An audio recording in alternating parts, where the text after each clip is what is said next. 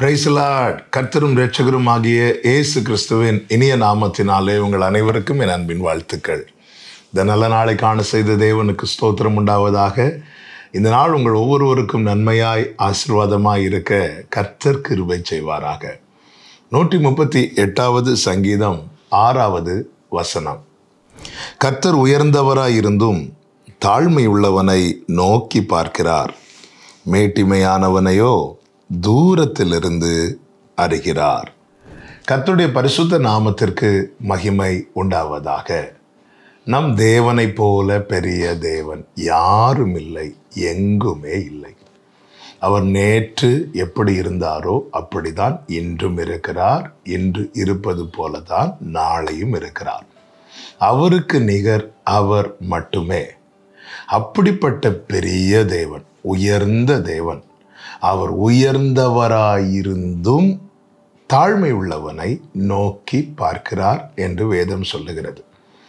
பொதுவாகவே நல்ல உயர்ந்த நிலையில் இருக்கிறவர்கள் தாழ்ந்த நிலையில் இருக்கிறவர்களை பார்ப்பதே அரிது. அதிலும் நோக்கி பார்ப்பது என்பது அது நிச்சயமாகவே அது உண்மையிலே அப்படி ஒருத்தங்க பார்த்தாங்கன்னா அது அதிசயம்னு தான் சொல்லலாம். பிரியமான கர்த்தருடைய பிள்ளைகளே, இங்கே நம் தேவனை குறித்து என்ன சொல்லப்பட்டிருக்கிறது தெரியுமா? அவர் உயர்ந்தவராயிருந்தும், அதாவது எல்லா பெருமைக்கும் உரியவராய் இருந்தும் அவருக்குள்ளே என்ன இல்லை என்றால் பெருமை இல்லை. எல்லா விதத்திலும் அவரே சிறந்தவர், அவரை போல யாரும் இல்லை. அதை தான் இப்படி சொன்னேன். எல்லா பெருமைக்கும் உரியவராயிருந்தும் அவருக்குள் என்ன இல்லை என்றால் பெருமை இல்லை. தாழ்மை உள்ளவனை அவர் பார்ப்பதே அதிசயம். ஆனால் அவர் நோக்கி பார்க்கிறாராம். அவர் பார்ப்பதற்கு, ஐயோ நான் இப்படி உயர்ந்தவராக இருக்கிறேனே, இவன் தாழ்ந்தவன் அல்லவா, இவனை எப்படி நான் பார்ப்பது என்ற எண்ணம் கொஞ்சம் கூட அவருக்கு இல்லை.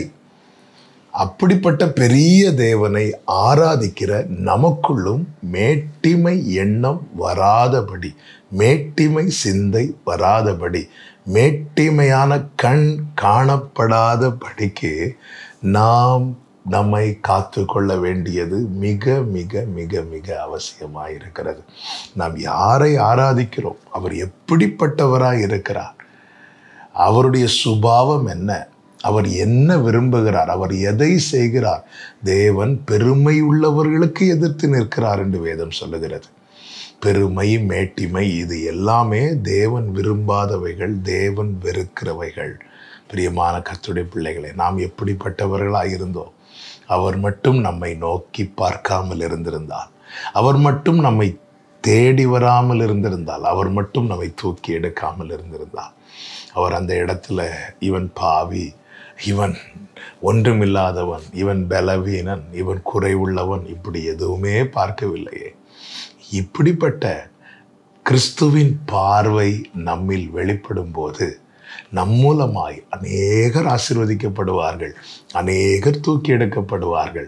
கர்த்தர் நம்மை இப்படி மாற்றுவாராக.